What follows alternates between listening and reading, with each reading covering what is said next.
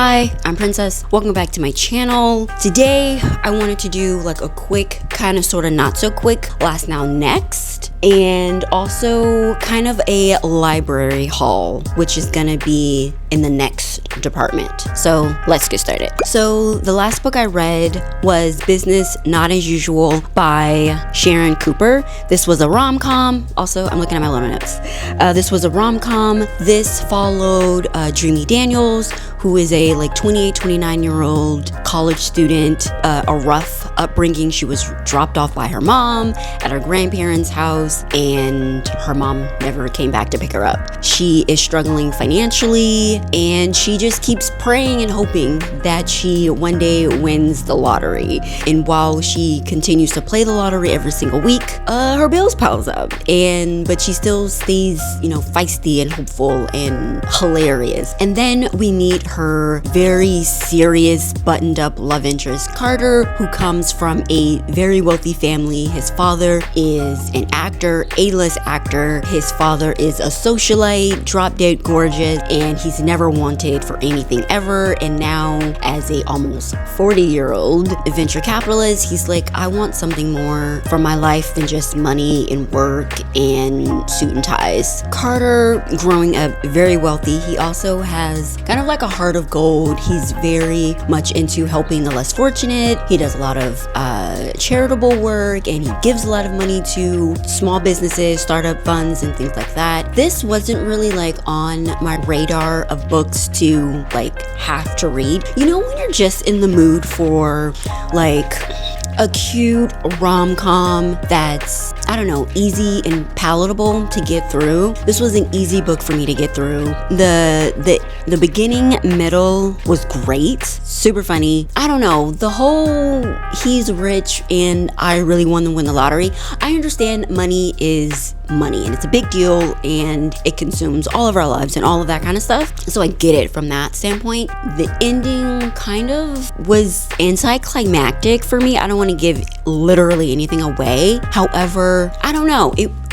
Money solved all of their problems, kind of, sort of, you know what I mean? There wasn't any, the ending wasn't that romantic or that funny or that interesting or anything like that.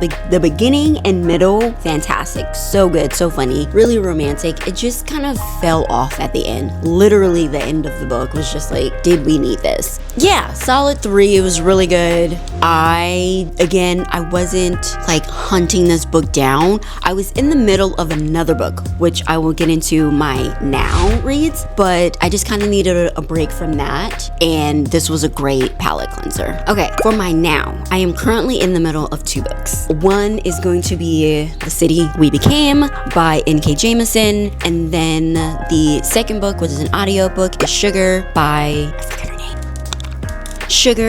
Bernice McFadden. So currently I want to say 60% into this book, and it's fantastic.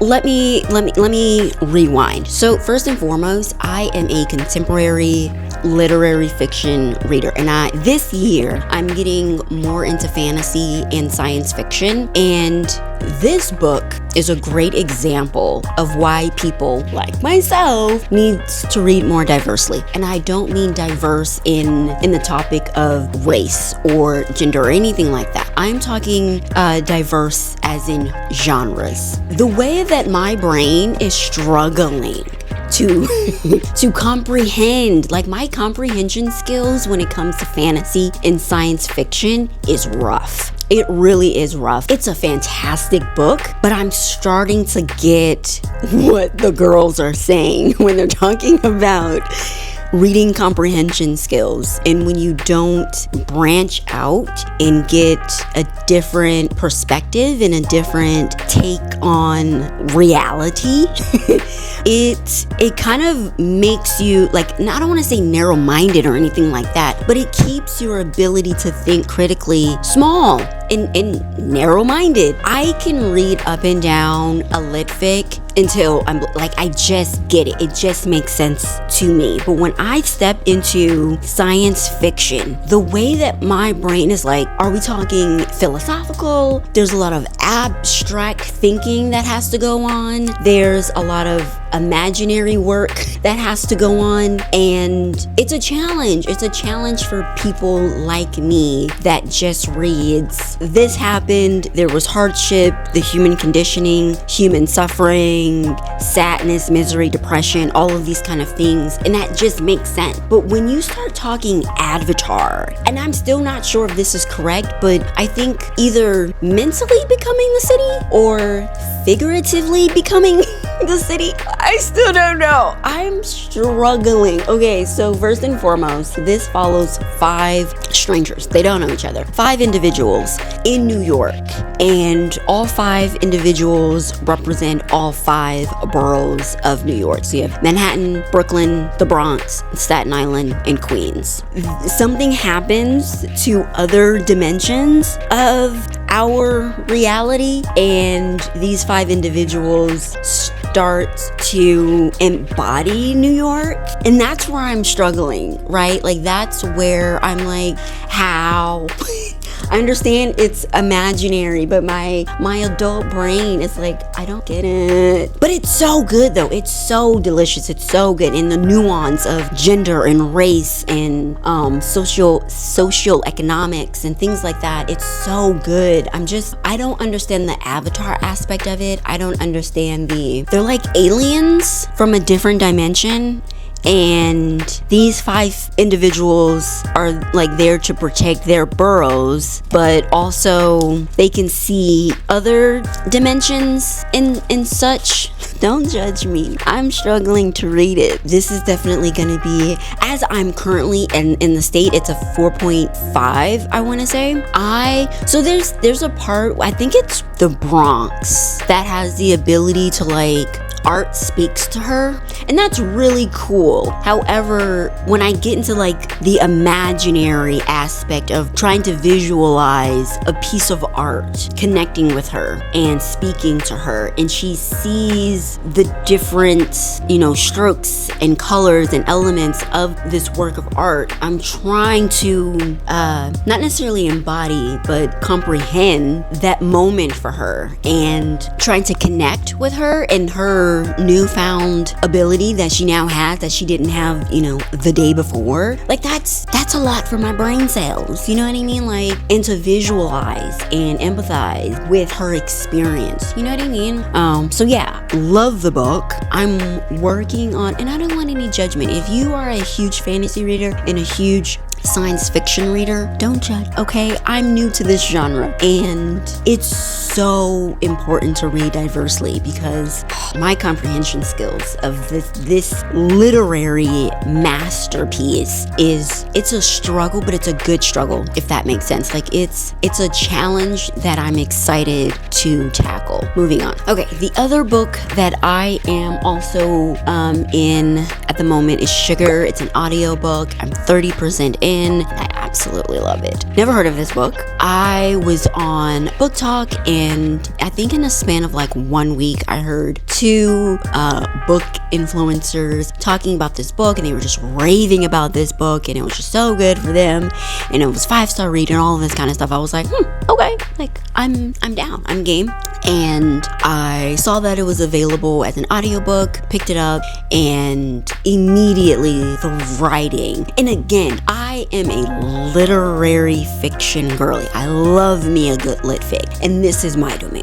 This is where I belong, in literary fiction. The prose. Oh my God. McFadden is really showing out. You know what I'm saying? She's really, in just so few words, she can really put a whole thought process and feeling into, such a simple way of explaining the character's situation, simply but poetically. So, Sugar is about Sugar, who is a prostitute. It started off in like an incident happened in like the 40s, and now it's the 1960s, and she moves to like a small town in Arkansas, and she's neighbors with Pearl, who is a little bit older, and she has some difficulties and struggles with dealing with grief, with bearing her, I believe, her only child, her daughter, and they become an unlikely duo. This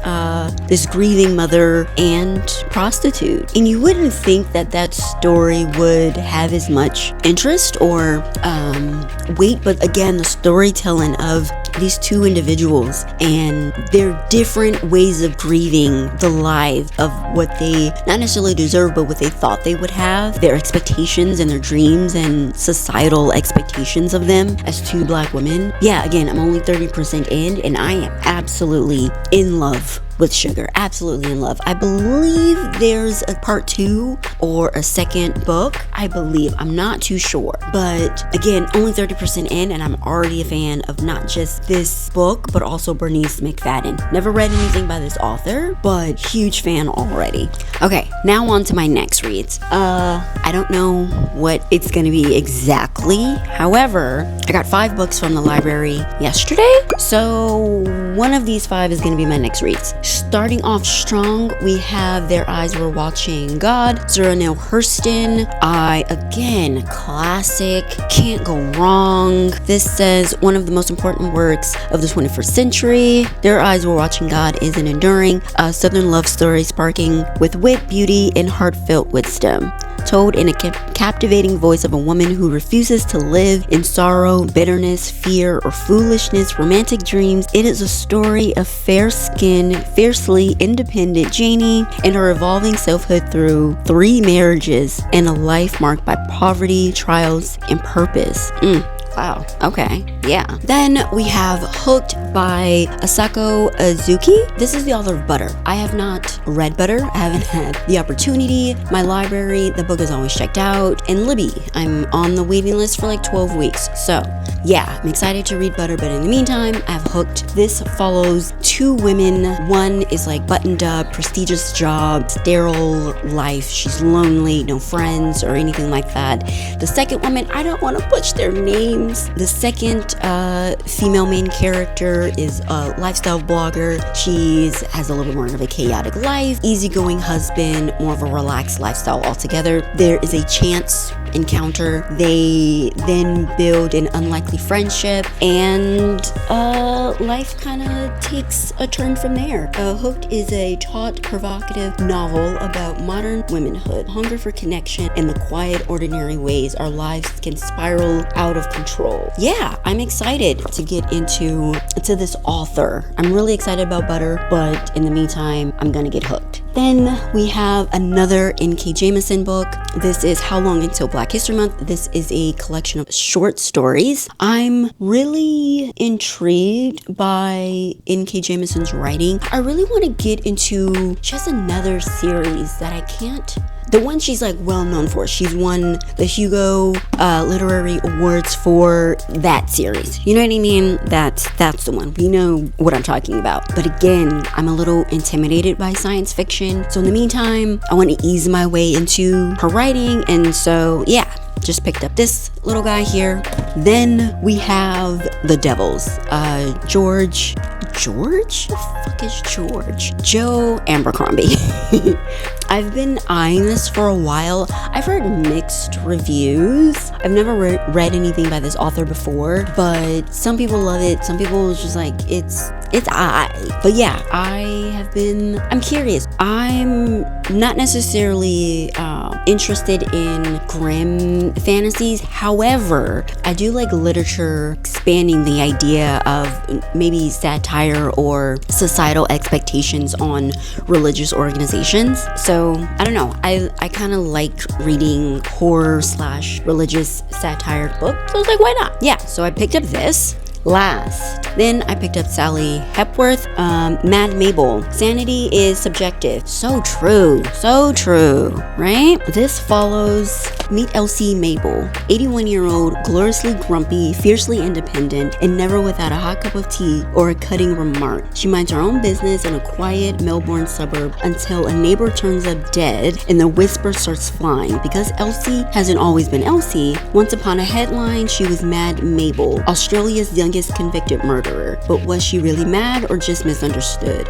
Either way, she's kept her secret buried for decades. Enter a 7-year-old, a relentless little chatterbox who has just moved in across the road, armed with stickers and questions and no sense of personal boundaries. Joan, who appears to have it in for Elsie and a healthy dose of public interest. The cops are sniffing around and the media is circling like seagulls at a picnic. So Mabel does what she's always done best. She takes matters into her own hands. Is she a cantankerous old lady with a shady past, a cold-blooded killer with arthritis, or just someone who's finally ready to tell her side of the story? So there you have it, my last, now, and next. I think I have a pretty good selection of what's going to be on my next reads list, and I don't know, I've heard nothing but good things about Mad Mabel. I'm not really into murder mystery type of things, but again, reading diversely, right? Reading different genres, expanding my brain cells to comprehend matters of life and different types of writing styles. So yeah, I'm curious about this little guy. Let me know in the comment section if you have read any of these books. Okay, hold on. Let me know if you've read this.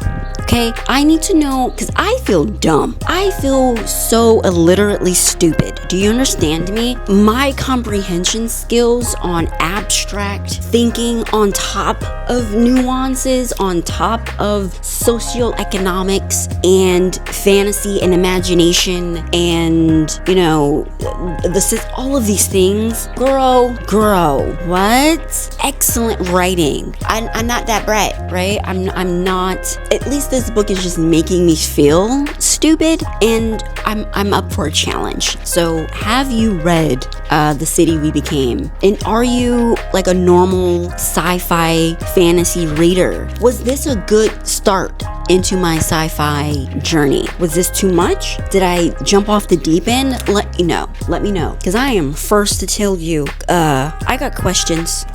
I'm struggling with the class assignment, if you will. So let me know if I'm alone in the stupid department. Let me know if you've read any of the other books, and I will see you in the next video. You're enough. Okay, thanks, bye.